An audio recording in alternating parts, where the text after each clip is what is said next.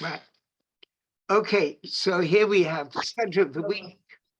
It's Shemot. That means it's the beginning of the book of Exodus, which in English is called Exodus, which means going out of Egypt, the Exodus from Egypt. The Hebrew name for the book is Shemot, which means names, because it begins with the words, these are the names of the children of Israel who came down to Egypt. And we are going to look at the specific verse which this discourse investigates. The discourse was said, I think it was the beginning of January 1959, or maybe the end of December. I haven't checked up exactly. But it's either December 1958 or January 1959. And it was said on Shabbat Parshat Shemot, as we are now. And so we're going to look at the specific verse in Shemot, which is the verse which this is discussing. Now, the point is, I think you can see this now. Let's hope that we've got here the whole account of Moses at the burning bush. And God is telling Moses that he should go and take the Jewish people out of Egypt. And Moses is making one objection after another. And so then we have this objection over here. Vayomem Moshe el Hashem. Moses said to God, "Be Hashem, please, God, my master. Lo ish dvarim anochi. I am not a man of words. Gam mitmol, gam mishulshom. Not yesterday, not the day before. Gam me'az dabercha eladecha. The whole time that you've spoken to me, ki chvad peh uchvad lashon anochi. I am hard of speech." So it puts it, I'm hard of speech with my mouth, hard with my tongue.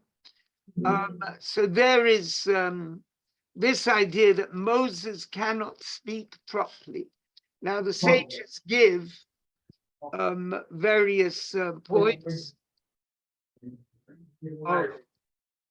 The sages give various points illuminating this. So there's a story in the Midrash, I think it is, that Pharaoh was a bit concerned that his daughter had brought home this Jewish child, this Hebrew child. And he's worried that this Jewish child might be a very dangerous figure. So he decides to test his intelligence. So he gets two bowls to be put on the table. One bowl is filled with jewels, and the other precious stones, and the other bowl is filled with hot coals. And so the thing is, which one will Moses pick up? If he picks up the jewel, the precious stone, that shows he's clever, and Pharaoh will have him put to death, despite his daughter's complaint. But if he doesn't touch the precious stones, and he tries to pick up the hot coal instead, that will show he's stupid, and so Pharaoh will let him live. So there's this little baby boy, Moses, and he stretches out his hand to the jewels. And wait a second, Ophir, I'll ask you in a minute. He stretches out his hand to the jewels, and an angel comes and knocks his hand so that instead of taking a jewel, he picks up a hot coal. He burns his hand with it, puts his hand in his mouth, burns his mouth with it. And from then on, he had a lisp. He wasn't able to speak properly. That's the explanation in the Midrash. But it meant that Pharaoh wasn't worried about him and didn't put him to death. Okay, Ophir, you were going to say something. You already answered my question. I was going to ask where, because I've heard that story many times, but I was just curious, where is it from? And you said it's in the Midrash. I think it's from the Midrash. I don't know exactly where. It might be in the Talmud instead of the Midrash, but it's in one of those two sources. Thank you. Very often they overlap. You have stories in the Midrash which are also in the Talmud. Understood. Thank you. Right. So if you Googled it, you would find the source. True. I'll do that probably after the lesson. Okay. So this is what Moses says to God. Now, the discourse that we're looking at is going to take this in a completely different way. It's going to give a completely different explanation what Moses is actually saying to God, what exactly the problem is for Moses. It's a very different problem. In terms of the way we're reading the text now, it's a kind of a practical problem. How is he going to speak to Pharaoh and ask Pharaoh to let the Jews go free? So God gives him an answer. Vayoma Hashem elav. God says to him, Mi sam pela adam. Who gives a mouth to man? Or mi yasum ilay. Who makes a person dumb, or cheresh, or deaf, or fikeach, or able to see, or iver, or blind? Halo anochi Hashem, isn't it me, God? Right? We can see the text, the English translation. In other words, what are you worrying about? I, God, am the one who makes people speak or not speak, so you don't have to worry. So it's a simple issue of trusting God. And even if you've got a lisp, you can't speak properly, you'll be all right. Now, the discourse takes this in a completely different way. And so it's a different sort of question and a different sort of answer. So that's what we're going to be exploring in the discourse. And the discourse starts off with this verse that we've just read, and then it discusses it. So that's what we are going to be exploring.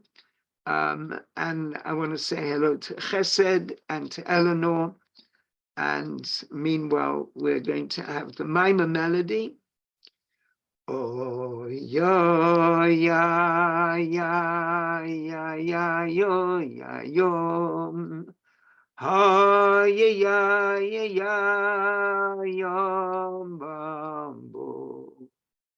Ayom bayam bayayom bayom.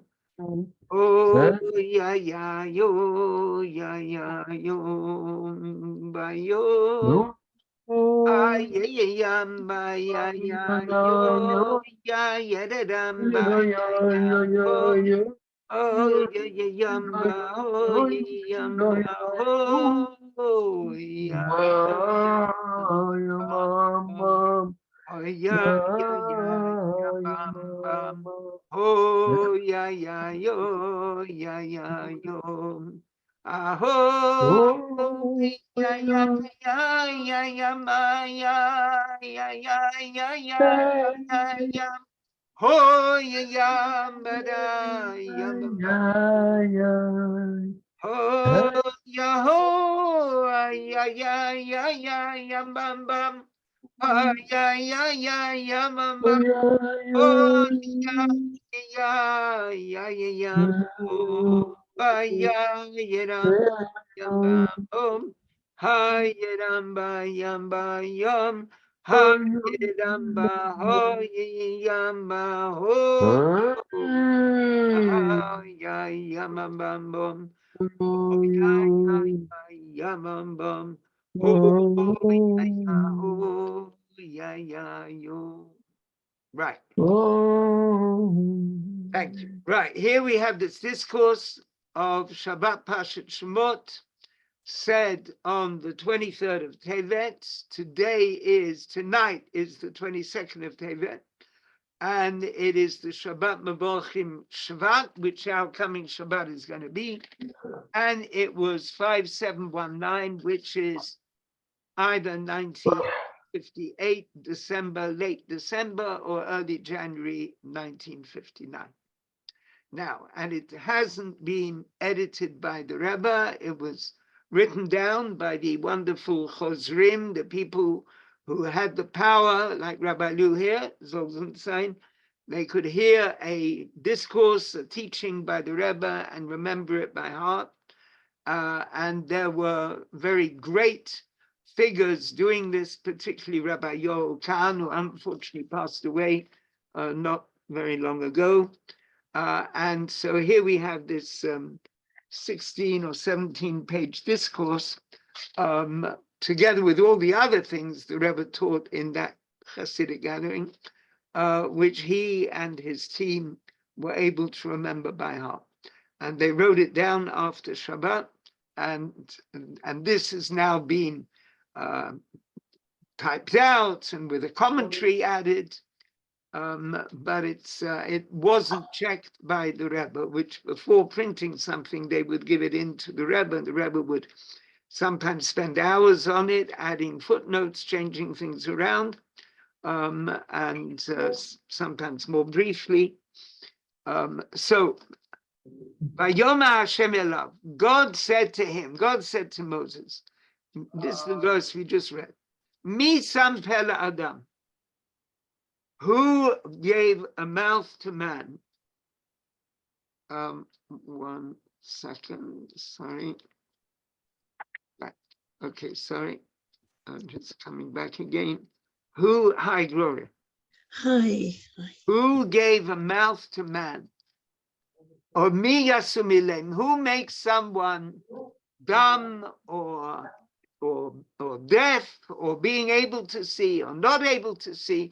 Halo anochi Hashem, it is me, God. Now it says in the Talmud Yerushalmi, the Jerusalem Talmud, you know, there are two Talmuds. That's the Babylonian Talmud and the Jerusalem Talmud. Sometimes the Jerusalem Talmud is called the Palestinian Talmud. We are actually... Was that a Roman invention, out of curiosity? Right, so, but more commonly in Jewish circles, in traditional circles, it's called the Jerusalem Talmud. Now, the Jerusalem Talmud tells us, at the time when Moses was fleeing from Pharaoh, now you may remember that Moses saw an Egyptian. See, Moses has been brought up in the house of Pharaoh, in the palace. He was as a baby, there was a decree. When he was born, there was a decree, every child has to be thrown into the river.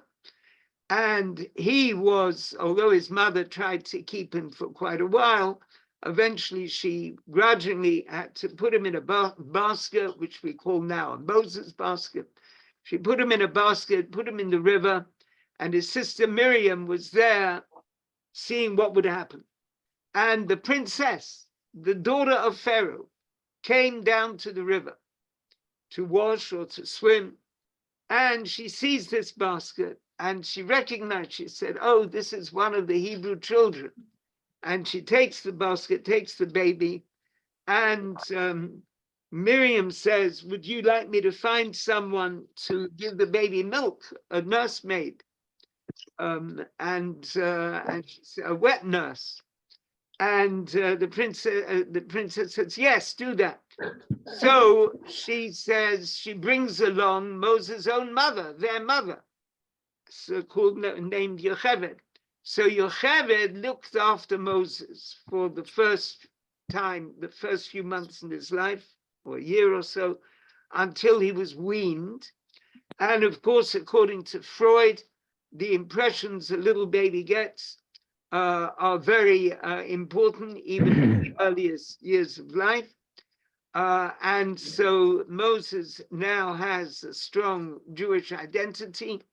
And so he goes to, and so when he's weaned, his mother has to give him up to the princess. The princess takes him and brings him up in the palace. But Moses still has an awareness that he's Jewish.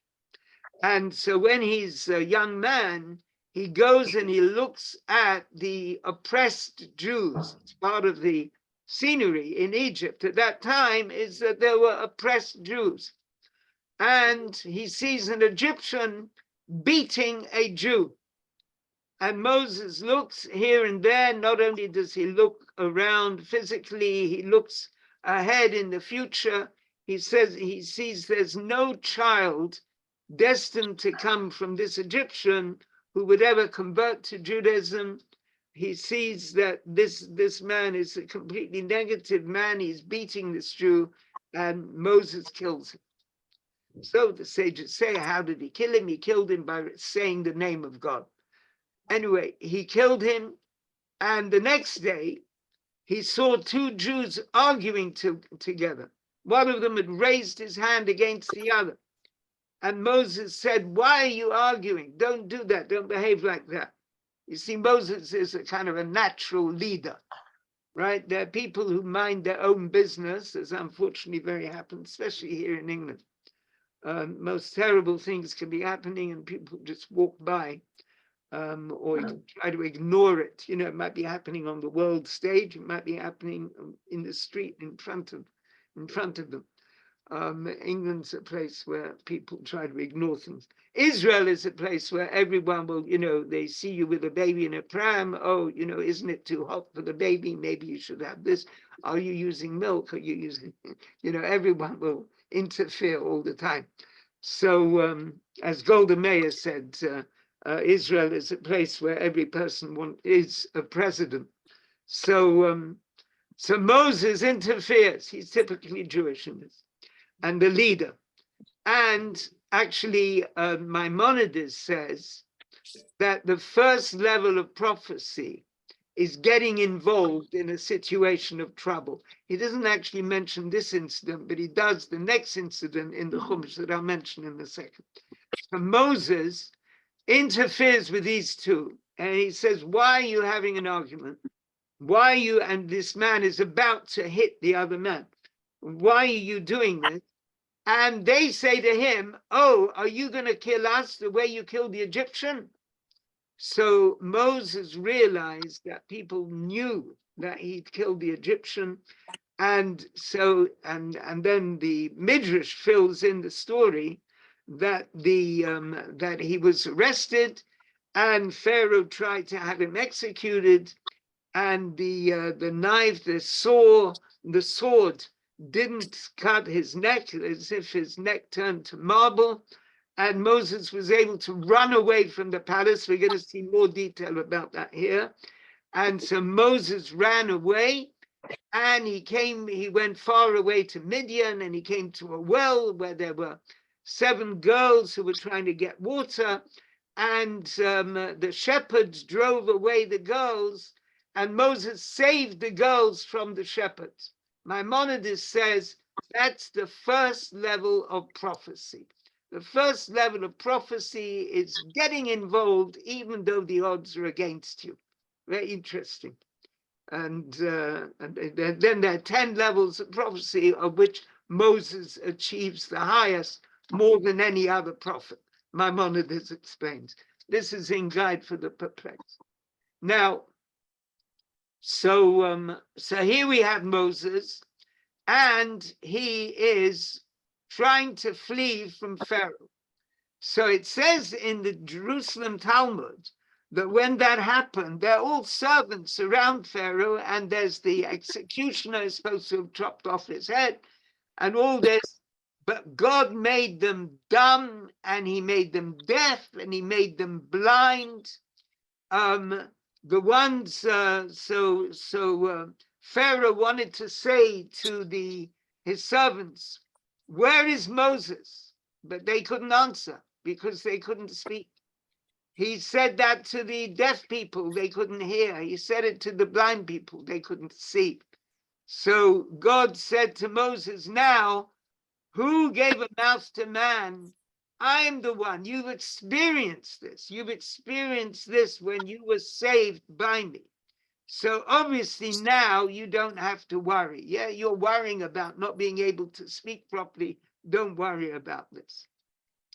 So the discourse asks, you know, why does it have to go into, you know, this story? What exactly is this story? Now, let's Second.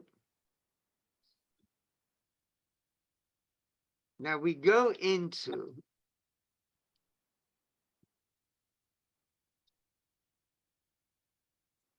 the idea of a miracle. Why is it, right? So here it asks the question, why is it that God had to make this miracle among the servants of Pharaoh, such a complex miracle? Some of them deaf, some of them dumb, some of them blind. God could have just made Moses invisible. The Invisible Man, H.G. Wells. Or maybe not H.G. Wells. I can't remember who. So God could have made Moses invisible, and then no one would have seen him. Which that would have been easier. And there's a discussion here about different kinds of miracle. Can you say that one kind of miracle is easier than another? We do have the idea in the Talmud that certain miracles are more difficult than others. So there's the idea of something is as difficult as the splitting of the Red Sea, as if the splitting of the sea is a difficult miracle. Sometimes it says a miracle within a miracle. That's another kind of difficult miracle.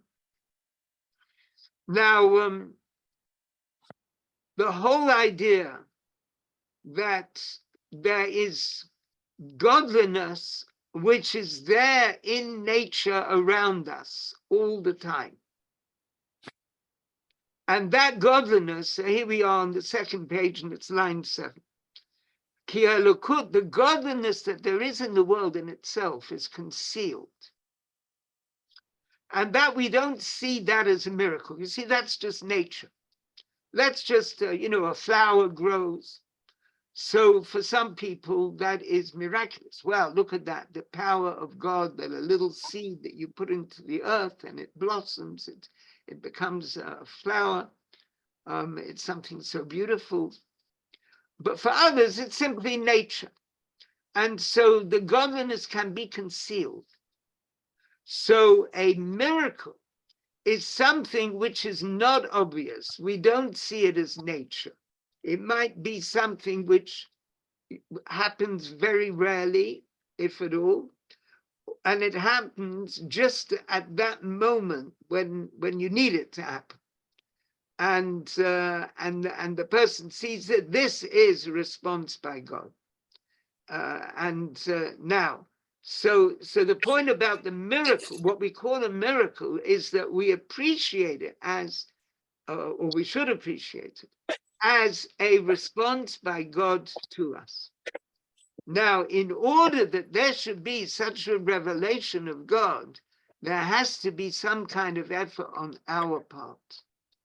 So even though there is the whole purpose of existence is in order to reveal godliness, but in order for godliness to be revealed, there needs to be a bit of effort on our part, avodah, service of God. And so that's the concept of nature and the miraculous realm.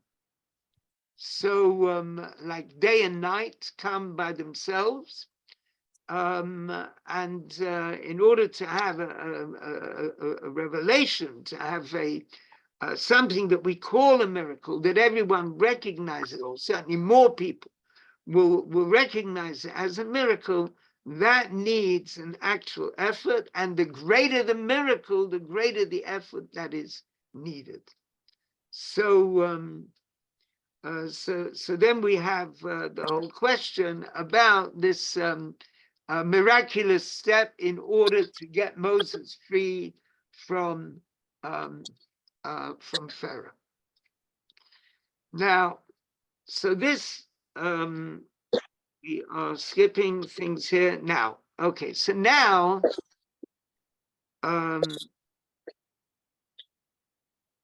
we're going into the mystical dimension, the Kabbalistic dimension. And that's the way we're going to, the discourse, it's going to lead us through a completely different way of understanding things. So when it says So this is section 2, section B of this discourse. When it says who gave a mouth to man, now when it says, it doesn't say le adam, to man in general. It says la adam, a lamed with a kametz, which is pronounced la in Sfardi. And that means the man. Who gave a mouth to the man? So it explains in Hasidic teachings that that is not talking about a human being. That's talking about the Sfirot. And among the Sfirot, in terms of the Sfirot, the divine emanations, we have a very mystical passage in the Bible, in the book of Ezekiel, chapter 1 of Ezekiel. And he describes there this vision of a chariot. And it's the chariot, the 4 posts, so to speak, of the chariot are really 4 angels. And each angel has 4 faces, the head of a lion, the head of an eagle, the head of an ox, the head of a man, the face of a man. And those 4 faces, and those are the 4 posts. That's, each post has 4 faces. And then the posts are supporting a kind of a platform. And on the platform is a kind of a throne. And on the throne is the form of a man. Now, what is that form of a man? V'al say on the form of a throne, dmut kamare adam, there was a form like the form of a man. Now, what is this dmut? What is this form? Now, this is actually something divine. But how can you say it's got a form? God doesn't have any form. All right, it's not the essence of the divine, but it's a kind of manifestation of the divine, like the Sfirot, the manifestation of the divine in the 10 Sfirot, the 10 divine emanations. And we can talk about the 10 Sfirot as, or certain of them, as expressing the being called a kind of a man. It's like the image of a man. There's kindness. In fact, I think maybe let's just share an image of the Sfirot, and we say hello to Nicole. Nice seeing you. So let's just get these Sfirot up.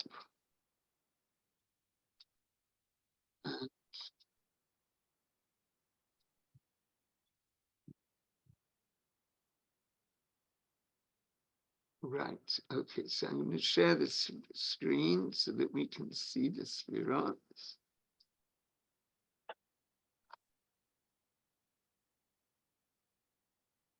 Right, now, so here we have the infinite beyond. That's like the essence of the divine, with absolutely no, there's no way you can speak of a form there, higher and higher and higher.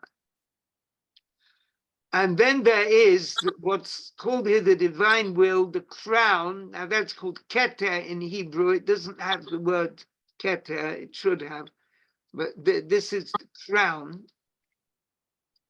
And that's the highest level. And then we have different aspects. We have wisdom, chokhmah, understanding, binah, and so on. And then kindness, chesed, gvura, severity, tiferet or rachamim, which means mercy, netzach, which means victory or endurance or making a great effort. Hod is submission. Yesod is dedication. Now this is called this is the sort of the man on the throne. This is the quality of the divine which is revealed in such a way that it's comparable in some sense, a million times, a billion times removed to a form of a human being, like You have wisdom and understanding and knowledge in the mind. Kindness is like the right arm. Severity is like the left arm. Tiferet is like the torso, and so on. So, and then we have, and that's the male, so to speak. And then we have the female, kingship, malchut. See the Hebrew malchut, kingship, which also expresses fulfillment. Now, one of the things it says about kingship, which it says in a passage in the Sephardi prayer book, and it's also in the Lubavitch prayer book.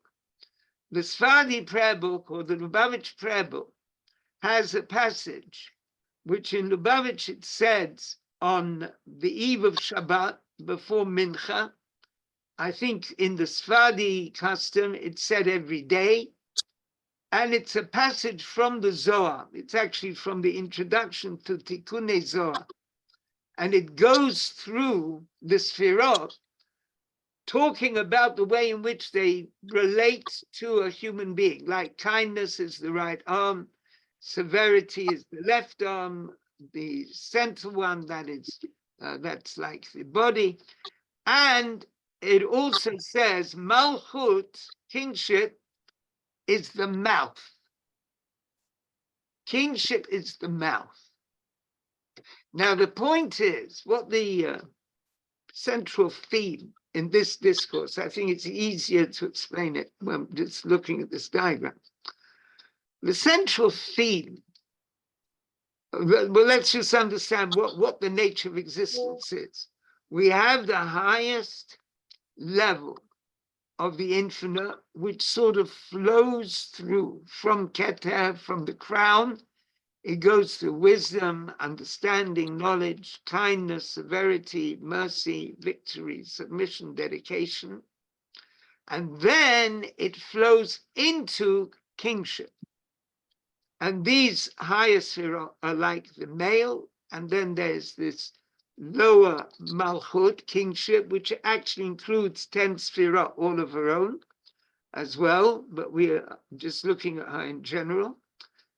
And from kingship, it all flows to the next world down. You see, this is the higher world of Atzilut. This is the world of emanation. And the highest level is the crown. But this kingship, which is the lowest level here, becomes the highest level for the next level down, for the next world down. And so after emanation, there's creation. After creation, there's formation. After formation, there is action. And these are the four worlds of the Kabbala. And you finally get to our physical universe. And so there's a flow coming down, down, down. And kingship is described as the mouth. And it's as if there's a flow from higher up, which flows into kingship and then flows down into the world below. So what Moses is really asking is, how can there be a mouth, that means kingship, to this man, to this expression of the divine? How can the divine radiate into this physical world? See, that's the question. We have a physical world which hides godliness. You, God, Moses, let's go back to the situation of Moses. Moses talking to God.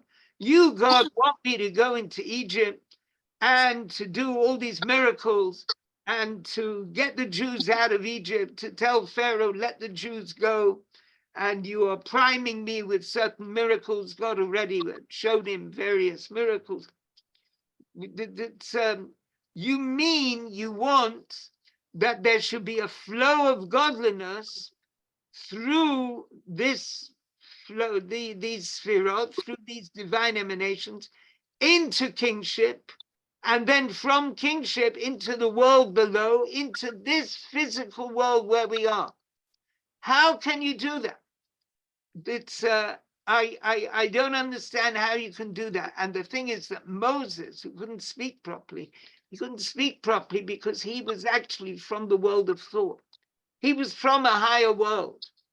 And he couldn't see the way to bring the revelations of godliness down into the physical world. And God is saying to him, I can do it. Don't you worry about it. I can reveal godliness in the physical world. You'll see. There's going to be tremendous things happening in Egypt, and it's all going to be a divine revelation, and everyone's going to recognize it. But at this stage in the game, at the burning bush, Moses doesn't see how it's possible.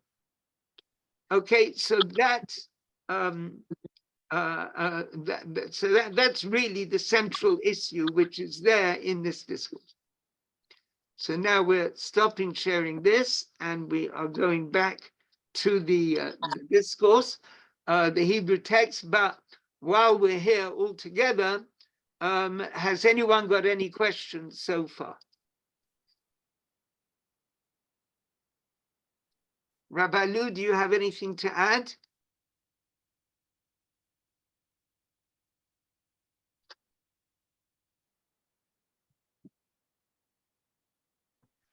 Okay, it's hard for me to unmute.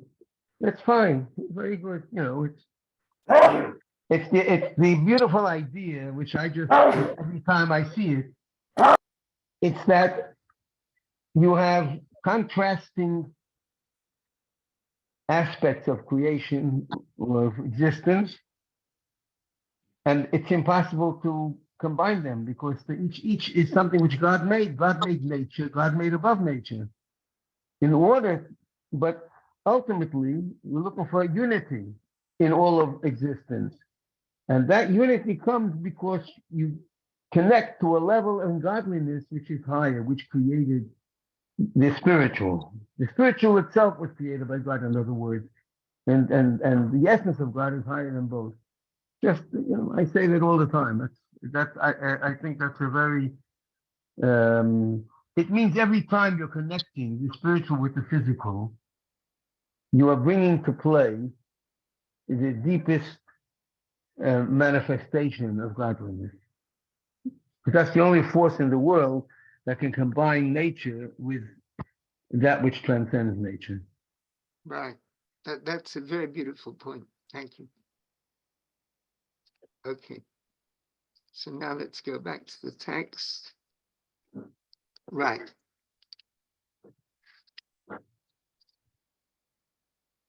Now, so the thing is that when it says who gave a mouth to the man, it means that it's talking about these sphirot, that on the form of a throne is the form of a man, and that means we're talking about this divine manifestation.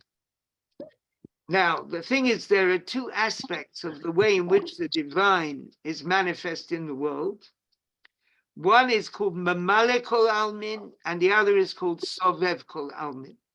Now, if anyone learns Tanya, and I hope some of you do, or have, or will, this concept of the radiance which fills the worlds and the radiance which surrounds the world. So the radiance which fills the worlds, that is the quality which is, as it were, within the worlds, and that's really what the sphirot represent. Whereas there's also the radiance which is beyond that kind of form. That's a higher kind of radiance. It's called surrounding. Sometimes you could use the words transcendent and immanent. The immanent radiance is within the worlds, and the transcendent radiance is beyond the world. So the radiance which is within the worlds, that is what could be called like the image of a man, as we saw that the sphirot have this sort of anthropomorphic aspect to them. And these are totally unified. Now, this is an interesting statement here.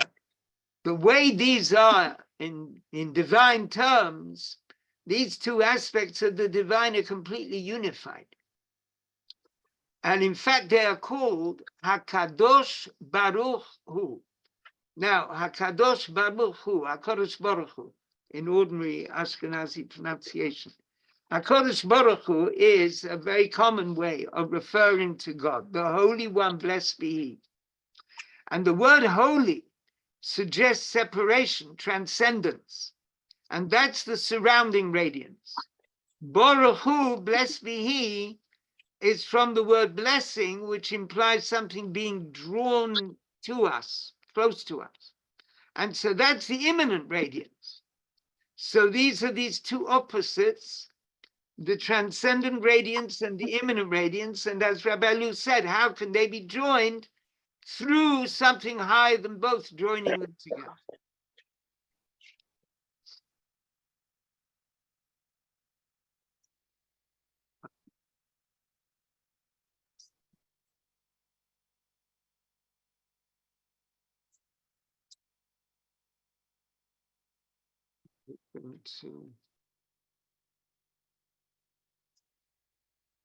Okay, we're skipping out a paragraph. So it's talking about the difference between this immanent and transcendent levels. Section Gimel, Omnam but atzmuto mahuto yitbarach, the very essence and nature of the divine is higher than both of them. Not only is it higher than the immanent, it's also higher than the transcendent. Because even the transcendent is, in a sense, limited when you compare it with the essence of the divine. And the essence of the divine is total oneness beyond everything. And when you have this total oneness, then you can't have multiplicity. And the thing is that the world that we're in is a world of multiplicity. And so, and then it quotes an interesting idea that there's a verse which says, God says, my thoughts are not like your thoughts. Now, if we consider a human being and we consider the way that a human being works, and we have thought and we have speech, and we can then project that back, that in the divine, so to speak, there's thought and there's speech.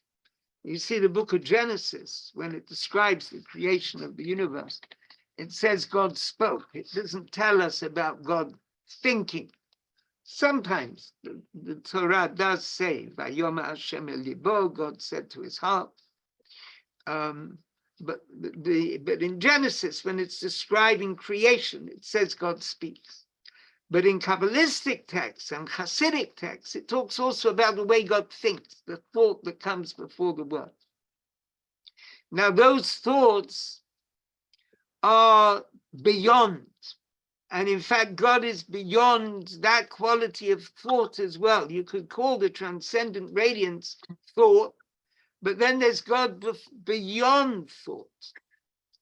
Now, the point is that a human being, our thoughts, when a person thinks something, then at that moment when we're thinking about a specific thing, for most people, we cannot think about two different things at once.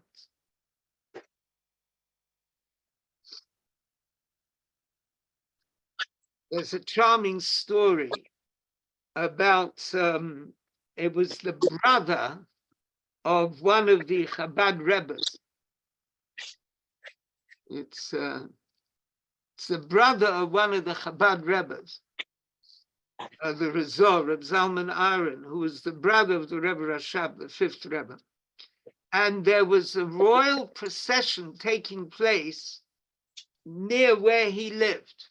Like the Tsar was going to come through that place, and there would be, a whole lot of horsemen and soldiers, and then the Tsar's carriage. And so all the Jews came along, and everyone else, they want to see the Tsar. I mean, the Jews, they want to say the blessing. There's a special blessing that when you see royalty, you say a blessing, and there was no doubt that you would say that when you saw the Tsar. And so they all came along to say that blessing. And there are various, like Secret Service men who are there to protect the Tsar, and they're watching the crowds. And they see that there's one man, everyone else is looking towards the Tsar, and there's one man who's not. He's like turned away, he's like looking somewhere else. And they send a message, go and arrest that man. Why wasn't he looking at the Tsar? And it's the brother of the Rebbe, it's Rabbi Zalman Aaron. And they arrest him, they take him to the police station. And they say to him, why weren't you looking at the Tsar? He said, I'm sorry, I was thinking about something, I got lost in thought. Got lost in thought. Are you crazy? That's no one can think in that kind of way. If the Tsar's coming with with its music and soldiers and horsemen, and any normal person would have to look at the Tsar.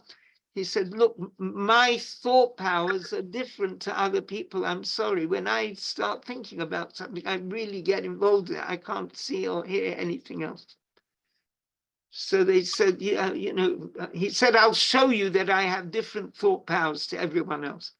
And he got them to read two different people reading two different newspaper articles to him. So this is for you, Gloria. So one of them is reading this article in this paper in Russian, and the other one is reading that article in that newspaper in Russian. And he's sitting there listening, and then he says both articles one at a time by heart. So he was able to learn them both by heart, listening to them both at the same time. So they said, all right, okay, you're different, forget it, go home. So they got rid of it. So that's just lightening the atmosphere, because what it's saying over here is that normally when you think about one thing, you can't think about something else. So we are caught by our thoughts, right? So this Zalman Aaron had really exceptional power. But we are generally caught in our thoughts, whereas God is not, right? God is not caught by his thoughts. God's thoughts are infinite and covering everything in the universe. Even if there's a fish in the sea gobbling up another little fish, that's all being controlled by God. So God is organizing the whole thing, and he's organizing every leaf on every tree and everything that happens to each one of us all the time. We're all the time in close proximity to God.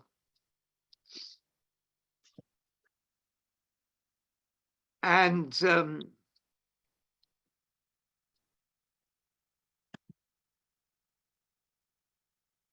then there's another point. Our thoughts do not have any effect, for the most part, on the world around us. Now, that's, again, like a limited statement, because there are senses in which, certain people have got a power of thought. There are Hasidic stories about a Rebbe thinking about a person, and in that way helping the person get through a very difficult thing in life. And indeed, each of us, one says psalms for people, which helps them, which is kind of a prayer to God, but it's so there is a kind of interaction. But in general, in simplistic terms, what we think about does not affect our surroundings, whereas when we say something, when we do it, it does. Whereas God, everything that is happening in God can have a tremendous effect everywhere. So it's God thoughts are affecting everything around us. Now, how do we draw down divine revelation? So here, this whole discussion, except for the bit about Rabbi Zalman Aaron, which were the two newspapers, which was just to lighten the discussion, so to speak. The whole discussion's been about different dimensions of the divine. There's the immanent dimension, there's the transcendent dimension, then there's what's beyond altogether. how do we draw a revelation of godliness, a tangible revelation of godliness into the world? And the teaching which is there in this discourse is that we are doing it in some way. Our behavior, including our thoughts, incidentally, has an effect on the revelation of the divine in the world. And it's through keeping Torah and mitzvah. As it says, Va'asitem otam, you should do them. And it says, attemptive. It says, you, as if you are making them. And there's a striking phrase, very, very striking phrase, which is in the Zohar, extremely striking phrase. Male ani alechem ki'ilu asauni. I consider it as if you have made me, through the service of the Jewish people, keeping Torah mitzvah, with the 248 mitzvot, the positive mitzvot that we keep, which corresponds to what's called the 248 limbs of the king, the divine. That's how, in some sense, that's how the Mare Adam, the image of the man, the Sphirot, so to speak, come into being as a projection of the divine through our service to the divine. So you see, there's the essence of God that's beyond everything. But our service of God, keeping aspects of Torah, mitzvot, which we do with our actions and our speech and also our thoughts, that has the effect of revealing godliness. And the first level of revealing godliness is in the Sphirot, and then it comes down through the Sphirot. So, for example, we have the idea of the mind in a person, and we have the mind, so to speak, in the Sphirot. Now, what is the deepest level of this? What's the deepest level of the service of the individual? The deepest level is self-sacrifice, the willingness to give oneself over to God completely. And we say this in the Shema. So in the Shema, when we say the Shema, Hear, O Israel, the Lord our God, it is a step of self-sacrifice, giving ourselves over to God. And through that, we are bringing a revelation of godliness on from the highest level, the level of Keter, the level of the crown, into this realm of the Sphirot. And so then comes, so this is in the Shema. We have in the Shema, Hear, O Israel, the Lord our God, the Lord is one.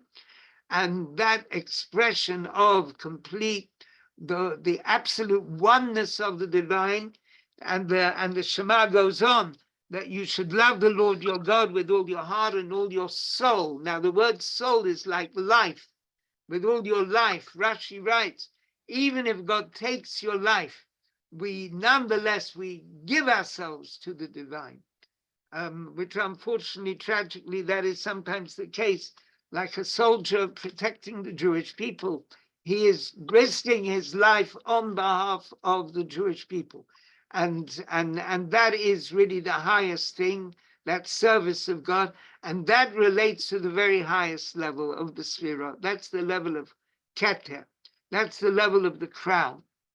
And then there comes the level of study of Torah.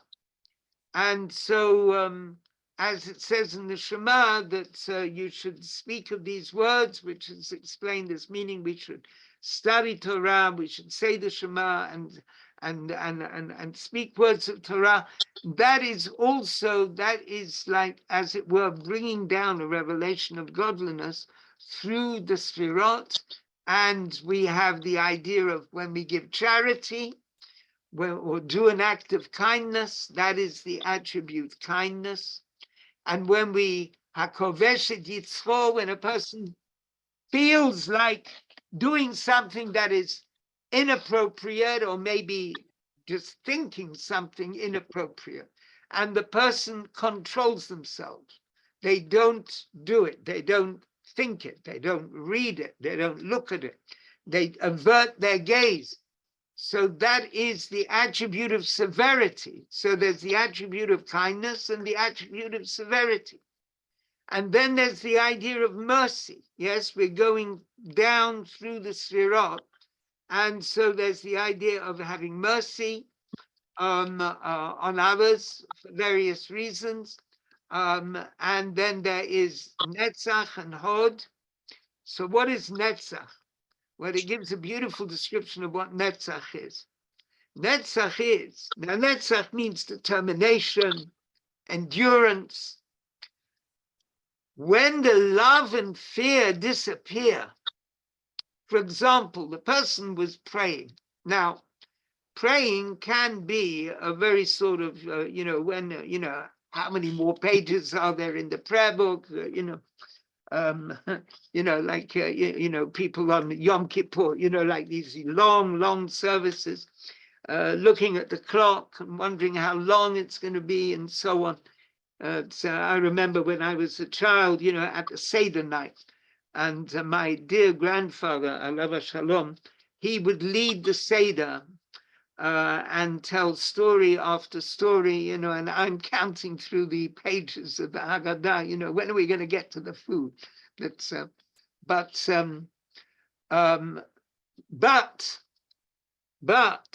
prayer can be very, very different. Prayer can be the most beautiful personal experience. And that really is open to every single one of us very easily. It can be, and it can be inspiring. And so at a time when a person prays in that way, it helps if you study some kind of Hasidic teaching such as this. There is the summary that I sent out on the email in English, the English summary. That's something one could read, as a preparation for prayer or any piece of Hasidic teaching.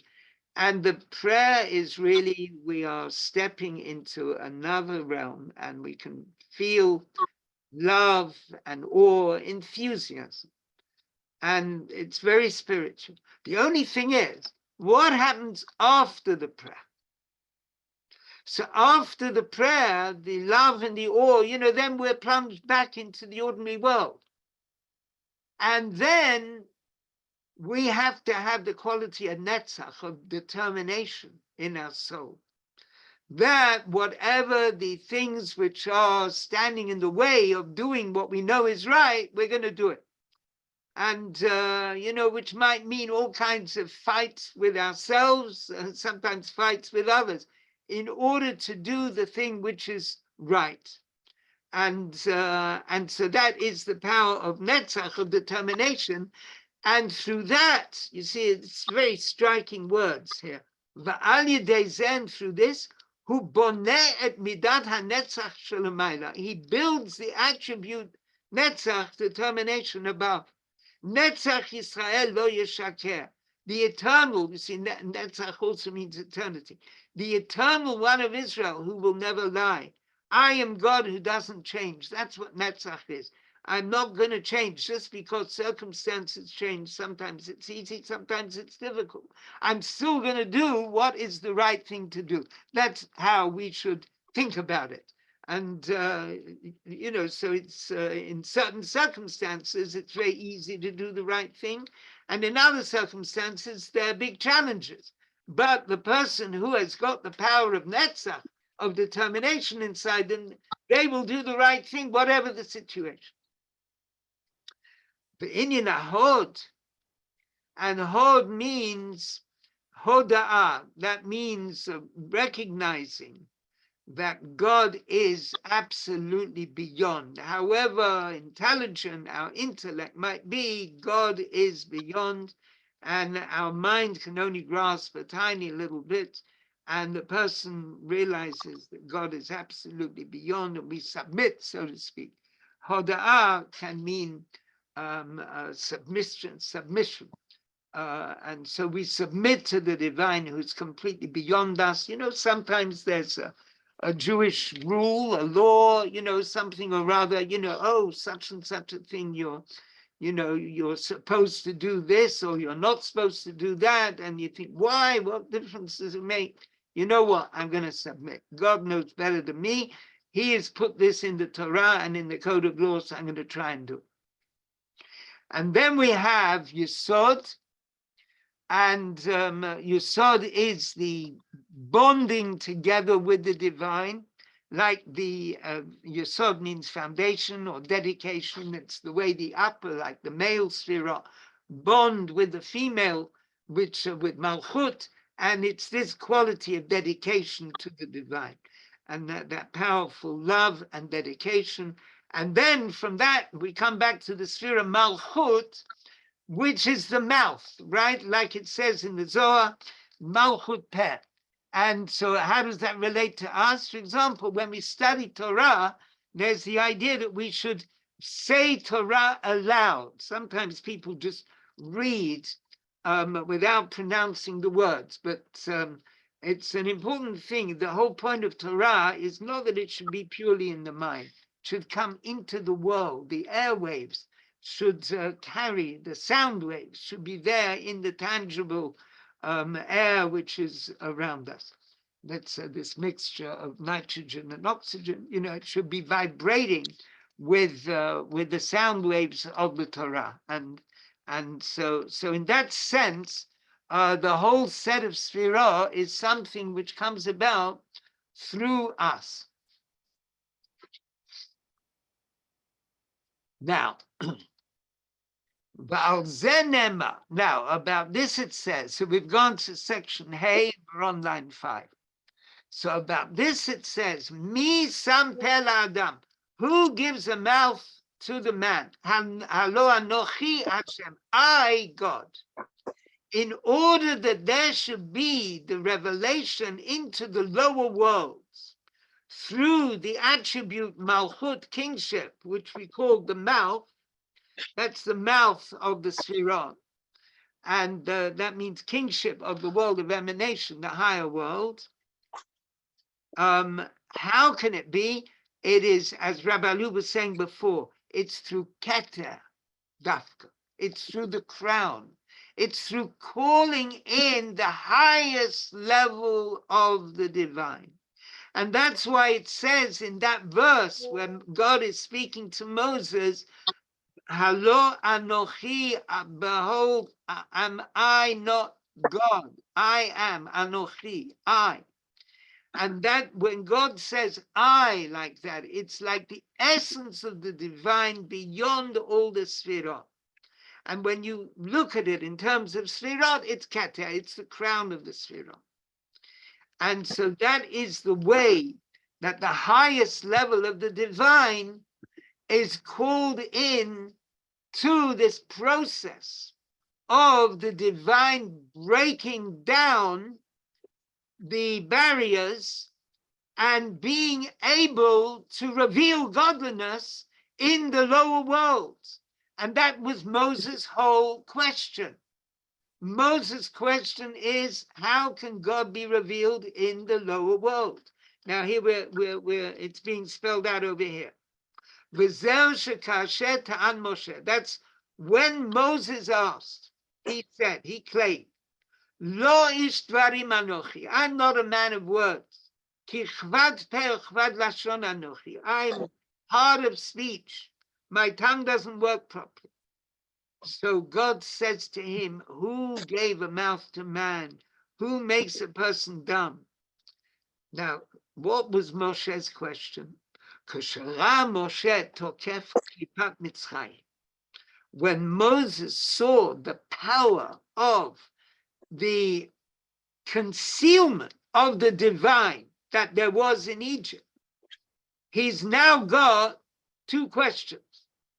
One question he had before anyway. The first question is, how can God be revealed in the physical world? The physical world, by definition, is a concealment of the divine. And so how can the divine be revealed in it? God set up the whole thing. Nicole, did you want to say something?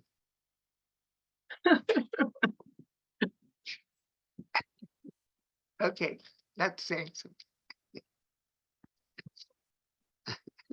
I thought you wanted to say something. No. Yeah. Are you going to say something?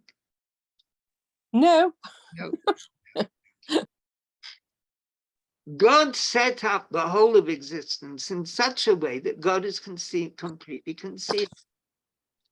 And so how, it sort of dissolves away the whole world. How can God be revealed in this world? That's the first question, in which you could say Moses has this question all along. But then when he confronts and he sees the problems that there are there in Egypt, and he's experienced it himself, and he ran away from it. And now, having run away from it, and many years have passed, and he's now on the hills with the sheep, and he's wandered onto the hill, which is actually Mount Sinai. That's where he is. That's where the burning bush event took place, on Mount Sinai. And he's there on Mount Sinai, the burning bush, and God is trying to tell him, go into Egypt, bring everyone out of Egypt. You'll bring them all to this mountain, and there'll be a big theophany. There'll be a tremendous revelation of the divine. So Moses' second question is that the klippah, the negative force concealing God, is so incredibly strong in Egypt. So if you say, can God be revealed, in a flower, in a waterfall? Well, this is very beautiful. You can see the divine quality. If you're an artist, you'll paint the waterfall or you'll paint the flower, and you'll express the divine vibrancy which is there. But in the evil of Egypt, in the evil of terrible evil, unfortunately, which we are confronting at this moment in Israel, trying to battle with it. When there's terrible evil, how can godliness break through that? And so God said, who gave a mouth to man? Halo anochi. Who gave a mouth to man? It comes from I, which is on the very highest level of Keter. I, on the very highest level of Keter, I can reveal godliness in the world. And also, when God goes on to say, who can make someone who's dumb or deaf or blind? Making someone dumb, deaf, or blind is, and remember what happened. Let's go back to the story at the beginning of the discourse from the Jerusalem Talmud, that there's Pharaoh, and he's got Moses captive, basically, and he wants to kill him, wants to execute him. And suddenly all Pharaoh's men, some of them go dumb, some go blind, some go deaf, and Moses is able to escape. So should it be for all our Jewish captives today. They should all be able to escape, and the same thing should happen to their captors, and they should, and the Jewish people should be free. Now, so in other words, God is saying to Moses, don't worry, I can deal with the worst evil. I can deal with the worst evil. And when it says in that verse, or who makes someone who can see, it's actually talking about Moses himself. Because when Moses came to the revelation of the giving of the Torah, which is 7 weeks after the going out of Egypt, and the going out of Egypt in terms of the chronology of the Torah, it's a year after this whole thing that's happening in the Sedra this week. Finally, there's the miracles, the 10 plagues, and they go out of Egypt, and 7 weeks later is the giving of the Torah. Then Moses was healed. So that healing of Moses, the fact that Moses is able to speak, and what that means is thought is able to come into the world of speech. And Moses is able to communicate in the world of speech. And so there can be that revelation. So that is what is taking place between God and Moses. And then if we just take the last few lines, so on the last page, line 5, V'hine and behold, Kashem shahaya begulat Mitzrayim, just as it was at the redemption from Egypt, Kach yeh gam begulah ha'atida, so it will be with the future redemption. That's our end of history. Shahare goel rishon hu goel acharon, because the first Redeemer, Moses, is also in effect the last Redeemer, the Redeemer now. Sha'al yado yeh gilu pnimut haTorah, and through the final Redeemer now will be the revelation of the inner dimension of Torah, which we're actually studying. And it will come down through all the worlds, the world of creation, formation, and action, down to the lower world. And as it's known, Shebishad Matan Torah, at the time of the giving of the Torah, Lo nitgala ki im galia the Torah. What was revealed to the Jewish people then was the revealed dimension of Torah. Ula'atid, but in the future, now, when Mashiach comes, Yitgalu ta'amei Torah, the inner depths of Torah will be revealed. V'hu inyan pnimiyut haTorah, and that is the inner dimension of Torah, what we're studying. Shetitgale al yedei Moshe, and it will be revealed even more through Moses, through Mashiach. And Moses, so there's this idea, Moses is the first Redeemer, Moses is the ultimate Redeemer. But that concept, Moses, Mashiach, King David, Mashiach, all these different parallels among the sages. So Mashiach will be the one who reveals godliness here below to us. Bekarov mamash, very swiftly, mamash, truly. And so that is this very beautiful discourse. And